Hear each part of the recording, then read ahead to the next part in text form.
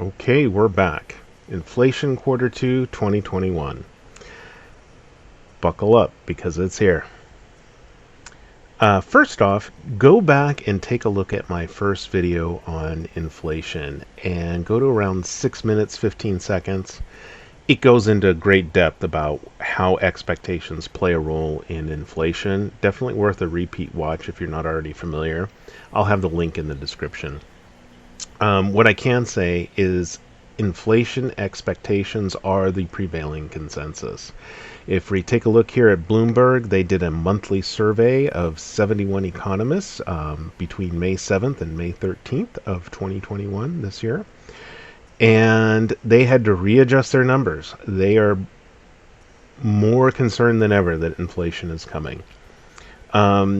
Market behavior is reflecting these expectations. You'll see it in the price of cars. You'll see it in the price of large consumer items, big purchase buys.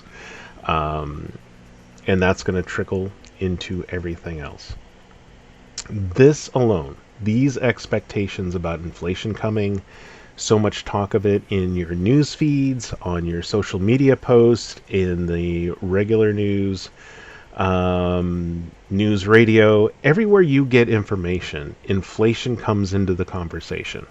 This alone puts inflationary pressures into the market. People behave differently. Instead of waiting, I'll wait 2 or 3 years to buy that new car or that used car or whatever. I better get it now, because in a year, half a year, that price may be even higher. That limits supply and creates more demand, and prices go up. I do want to get into CPI versus PCE. CPI is the Consumer Price Index, and it's the more commonly talked about number. It's your typical basket of goods.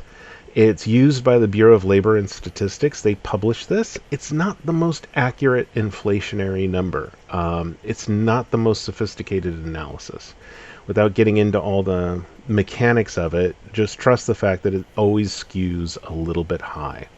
Something else to also think about is it with the latest CPI numbers that come out in the 4% range, which was a bump from the prior 2% range. Some of this probably has to do with COVID. The 2 largest states in the U.S., California and New York, are finally coming out of their lockdowns. These are populous states, and people are now spending in a different way, and they're experiencing some supply shortages. Prices go up. This is not the full picture by far, but it does explain that sudden spike. That is a part of it. PCE, personal consumption expenditures. This is a far more accurate measure of inflation. This is the one the Federal Reserve uses. Now we all know the Fed is not our favorite organization by far, but they are using a more accurate analysis of inflation with PCE. So when you go and dig into this yourself and you start looking at numbers and seeing which way they're going, follow PCE. It's going to give you a more realistic idea of where inflation is headed and how it's been moving. And you want to look at the core numbers. You want to remove out food and energy costs. These fluctuate wildly. They're seasonal. There's a lot of different factors as to why you want to remove food and energy. Now, if you're an average person and you're going to the grocery store, of course that affects you and impacts you. But if you want to look at the overall trend and how inflation is growing, look at that core PCE number, and that'll give you the information you're looking for. Well, we're here. We're at the point where the Fed's hands are tied.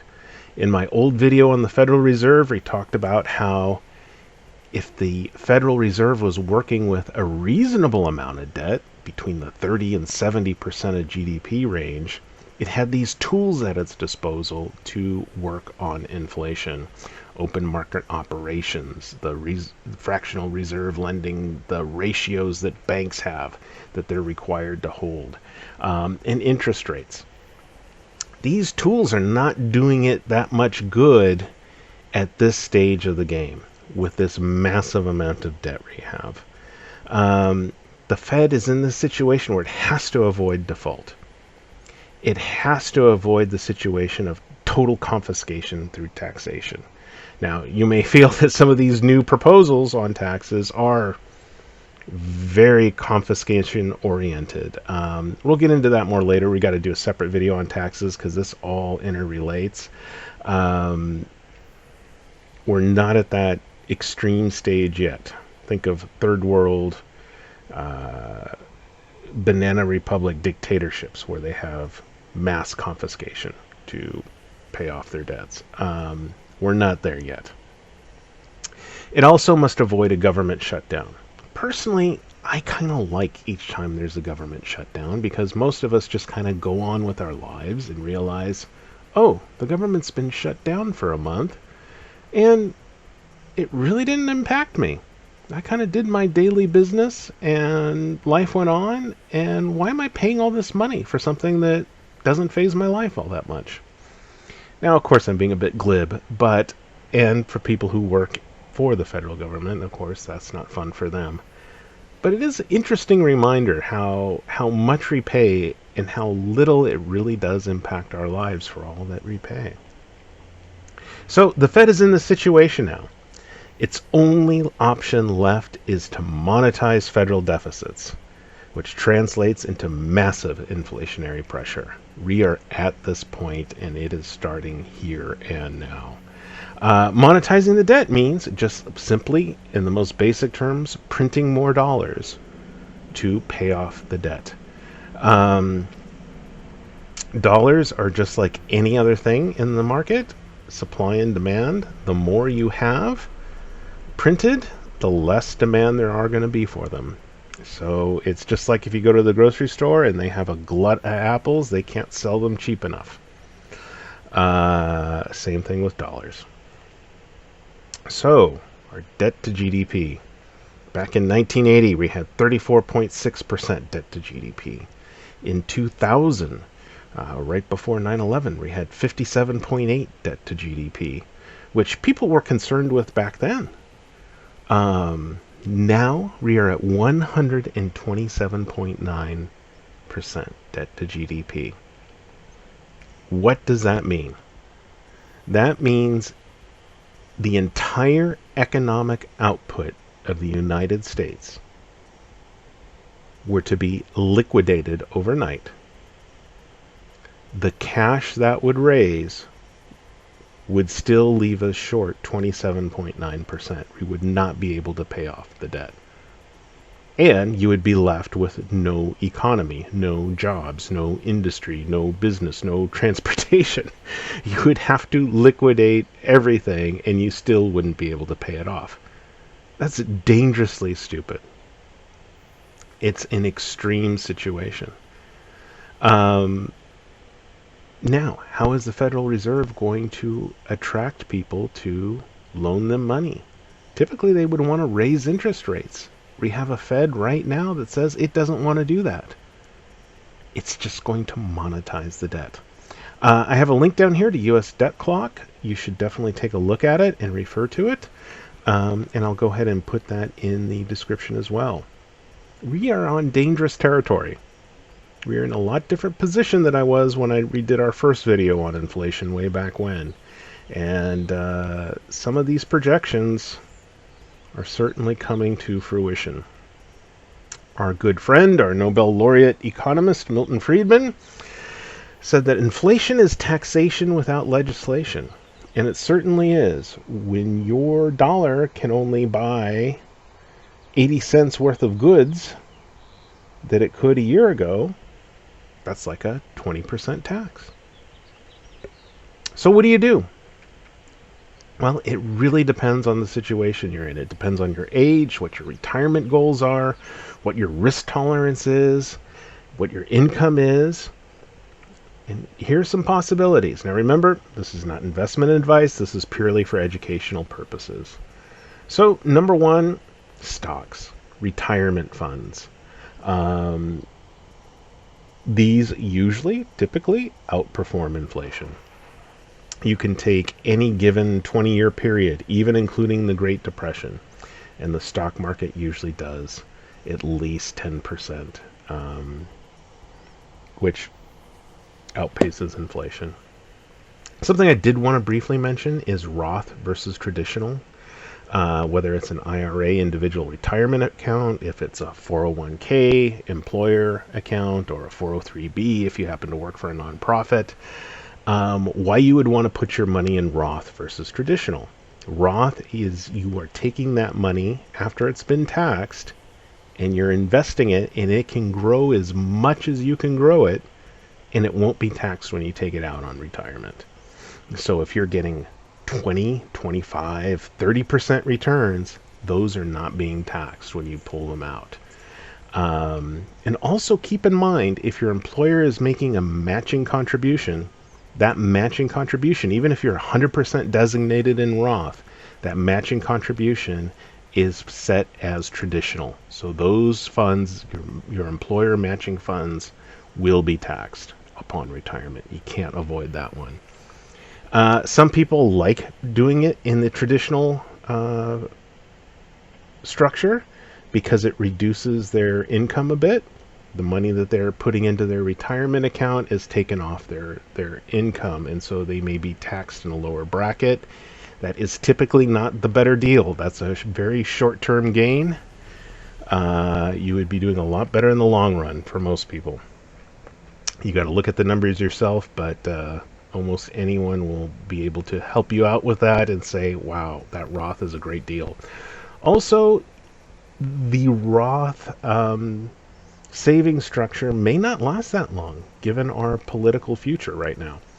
That may be something they try and take off the table. Your existing Roth funds will probably be gathered in, but I would personally get as much in as a Roth contribution as possible.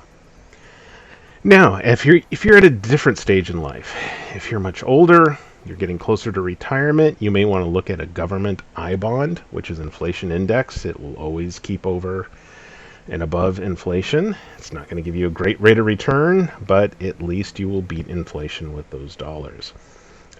Tips are treasury inflation protected securities. Those are something else to look at. Again, very safe, very secure, but also very low returns, just slightly above inflation. Now, if you have significant means and ability, you may want to look out about investing outside the sphere of the US dollar.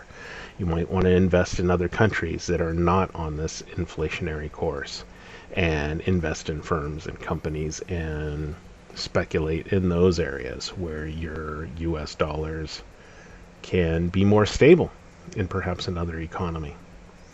Another thing that's often overlooked as one of the best inflation-protected investment opportunities is real estate. For most of us, this is our biggest investment, and it's a fantastic hedge against inflation.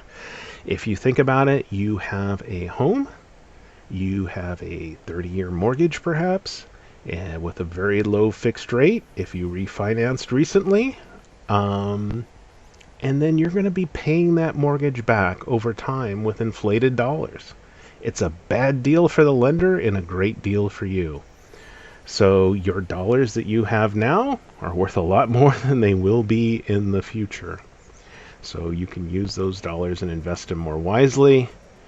If you have a very low fixed interest rate on your mortgage, do not pay extra amounts to try and pay it off quicker. You are going to want to pay that back over time with these deeply inflated dollars that aren't worth all that much. So there you go. Gold. Gold has always been, since the dawn of man, a great hedge against inflation. Gold has always had value, and it typically always will have value. There are people on this planet who have a great cultural identification around gold, a great historical value with gold, and you'll always find someone to sell your gold to, regardless of what happens.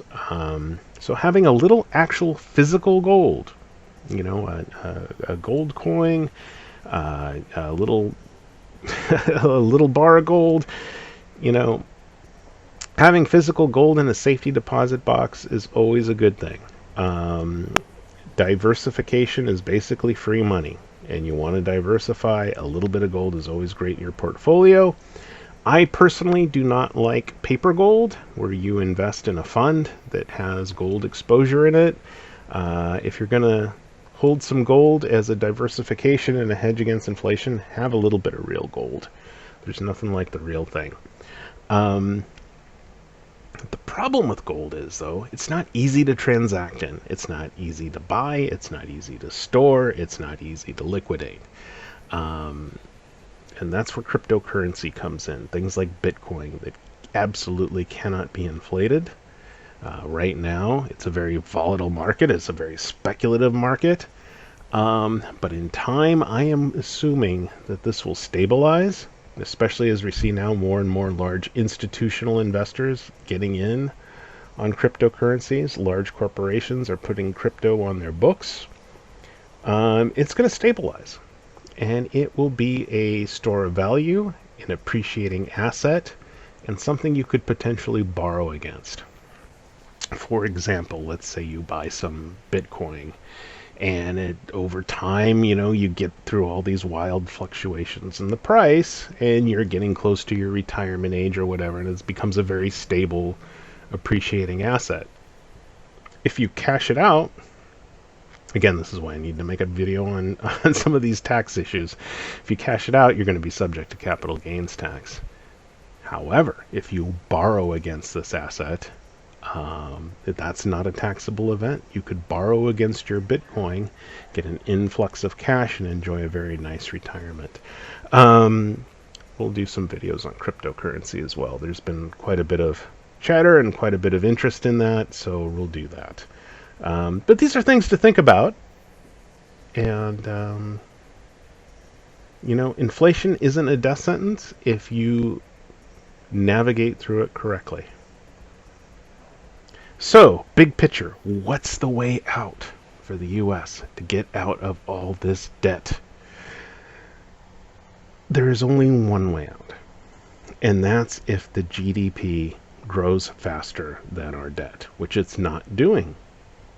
Like I showed you before, we're well over 100% debt to GDP. We need to get this economy growing faster and more robust and more sustainable than the rate our debt is going. So when you think about policies, does this policy grow the economy or does it shrink the economy? Can we afford it? We never ask about what cost. We have all these great programs we want to do, all these great things we want to do to save this or that, but at what cost? Few people ever ask that. So taxes is another thing. We got to talk about taxes because you're not going to tax yourself out of debt. It's just impossible. The more you tax, the more you're reducing that pie, and the less you're going to have. And that debt's just going to keep getting bigger and bigger and bigger. So you want to expand that pie known as the economy and take a smaller and smaller percentage slice, but the nominal sum will be bigger. Okay, until next time, thank you so much. We're up to 41,879 subscribers. Let's get to 100K, and then we'll start doing some interviews and some other fun stuff. Thank you guys for hanging in there with me. I hope you found this valuable. Please share your thoughts in the comments. I'm going to be reading these a little more and responding a little more. Also know, in these days of YouTube and social media, there's all kinds of scammers out there. I will not be asking you for any type of personal contact. I don't use WhatsApp or any Facebook, Instagram, any of that stuff. I'm not going to try and contact you one-on-one. Avoid impersonators, scammers, all that stuff. I will talk to you through my videos, and I may make some friendly comments in the chat there in the comment section, but I will not be reaching out to contact anybody one-on-one. So watch out for scammers. They're awful. Okay, stay safe and thank you.